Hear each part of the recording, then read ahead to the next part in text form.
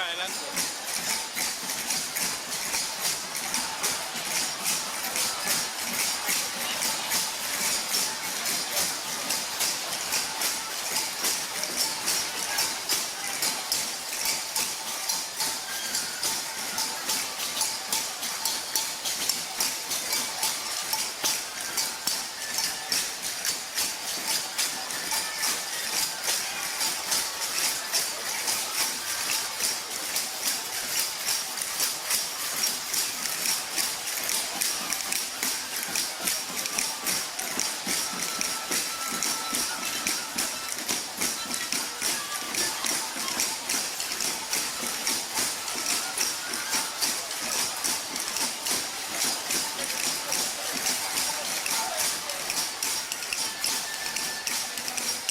Fue ganadero de ganado cabrío muchos años.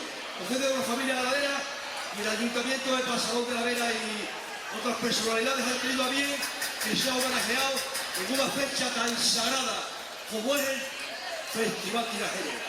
Compañeros, creo que su vida la conocéis todos los pasaroneros, todos conocéis bien la gente de Pasarón, la vida y hechos de Miguel, se lo merece. Él emigró durante varios años, como tantos miles de extremeños, arrancados por la diáspora, arrancados por la maldita emigración, para buscarse el pan y el jornal en otras partes donde estaba el pan para sus hijos. Volvió a su tierra, comprando un rebaño de cabras en la provincia de Madrid y viniendo a jubilarse entre el ganado que la habrá conocido. Creo que Miguel es la encarnación de la humanidad, de la humildad.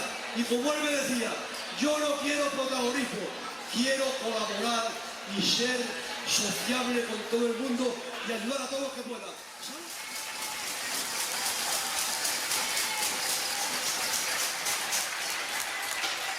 Va a decir unas palabras y a continuación vamos a bailarle una danza antiquísima de la Urde, que es la danza del ramo.